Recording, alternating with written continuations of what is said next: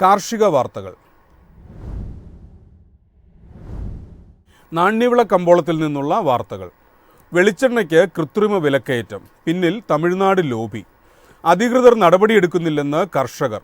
ഏലയ്ക്ക വിപണിയിൽ ഇന്ന് വൻതോതിൽ ചരക്കെത്തി. ഓണവിൽപ്പന മുന്നിൽ കണ്ട് കാങ്കയം ആസ്ഥാനമായുള്ള തമിഴ് വ്യവസായികളാണ് വില കൂട്ടിയത്. അവിടെ വെളിച്ചെണ്ണ 15,250 രൂപയായി ഉയർത്തിയപ്പോൾ കൊച്ചിയിൽ നിരക്ക് 16,900 രൂപയായി കയറി. പച്ചതേങ്ങ, കൊപ്ര വിപണികളിലെ അനിശ്ചിതത്വം വിലയിരുത്താൻ സംസ്ഥാന സർക്കാരും തയ്യാറാവുന്നില്ലെന്ന് നാളികേര കർഷകർ. ഉത്സവവേളകളിലെ കൃത്രിമ വിലക്കയറ്റം അധികൃതർ കണ്ടില്ലെന്ന് ഭാവിക്കുകയാണെന്ന് കർഷകർ പരാതിപ്പെടുന്നു. ഏഷ്യൻ റബ്ബർ അവധിയിലെ ഉണർവിനിടയിൽ രാജ്യാന്തര മാർക്കറ്റിൽ ക്രൂഡ് ഓയിൽ വില താഴ്ന്നത് കൃത്രിമ റബ്ബർ വിലയിൽ ചാഞ്ചാട്ടമുളവാക്കി. അവസരം നേട്ടമാക്കാൻ ടയർ ലോബി റബ്ബർ സംഭരണം നിയന്ത്രിച്ച് നിരക്ക് താഴ്ത്താൻ നീക്കം നടത്തിയെങ്കിലും പ്രമുഖ വിപണികളിൽ റബ്ബർ ലഭ്യത ചുരുങ്ങിയത് ടയർ നിർമ്മാതാക്കളെ പ്രതിസന്ധിയിലാക്കി. 4 ഗ്രേഡ് കിലോ 231 രൂപയിൽ വിപണനം നടന്നു. ഏകദേശം 65,000 കിലോ ഏലക്കയാണ് ഇന്ന് വിൽപ്പനയ്ക്കിറങ്ങിയത്. ഇതിൽ 60,000 കിലോയും ആഭ്യന്തര വിദേശ ഇടപാടുകാർ ശേഖരിച്ചെങ്കിലും വില ഉയർന്നില്ല. മികച്ച ഇനങ്ങൾ കിലോ 2,649 രൂപയിലും ശരാശരി ഇനങ്ങൾ 2,172 രൂപയിലും കൈമാറി. സീസണിൽ സുഗന്ധവ്യഞ്ജനങ്ങൾക്ക് കൂടുതൽ അന്വേഷണങ്ങളെത്തുമെന്ന പ്രതീക്ഷയിലാണ് കാർഷിക മേഖല. കുരുമുളക് വിലയിൽ ഉണർവ് ദൃശ്യമായെങ്കിലും മറ്റു പല സുഗന്ധവ്യഞ്ജനങ്ങളുടെയും വിലയിൽ മാറ്റമില്ല. അൺഗാർബിൾഡ് കുരുമുളക് കിലോ 659 രൂപ. അന്താരാഷ്ട്ര വിപണിയിൽ ഇന്ത്യൻ വില ടണ്ണിന് $8,250. News desk, MyFin TV. ഈ വർഷം ബസുമതി അരി ഉൽപ്പാദനം വർദ്ധിക്കാൻ സാധ്യതയെന്ന് സർവേ. കഴിഞ്ഞ വർഷത്തെ അപേക്ഷിച്ച് ഉൽപ്പാദനം 15 മുതൽ 20% വരെ കൂടുതലായിരിക്കുമെന്നും സർവേ.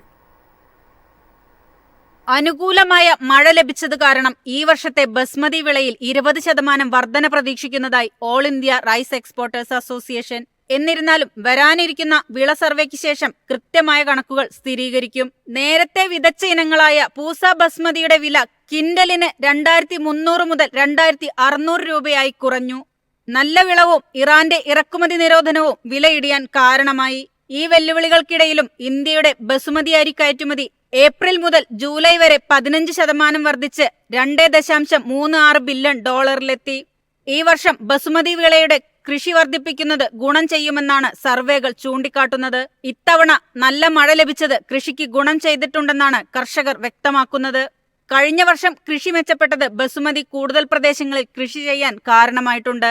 2023 ഖാരിഫിൽ നടത്തിയ ബസുമതി വിള സർവേ പ്രകാരം ബസുമതി ഉൽപാദനം 98.45 ലക്ഷം ടണ്ണാണ്.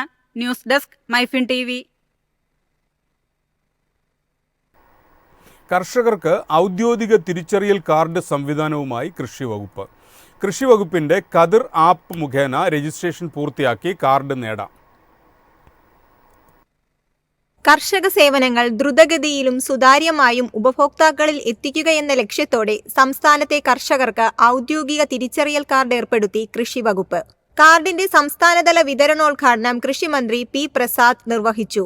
കർഷകരെയും കാർഷിക മേഖലയെയും ശക്തിപ്പെടുത്തുന്നതിന്റെ ഭാഗമായി സർക്കാർ നടപ്പിലാക്കുന്ന ക്ഷേമ പ്രവർത്തനങ്ങളുടെ തുടർച്ചയായി 4ാം 100 ദിന പരിപാടിയോടനുബന്ധിച്ചാണ് പദ്ധതി നടപ്പിലാക്കിയത്.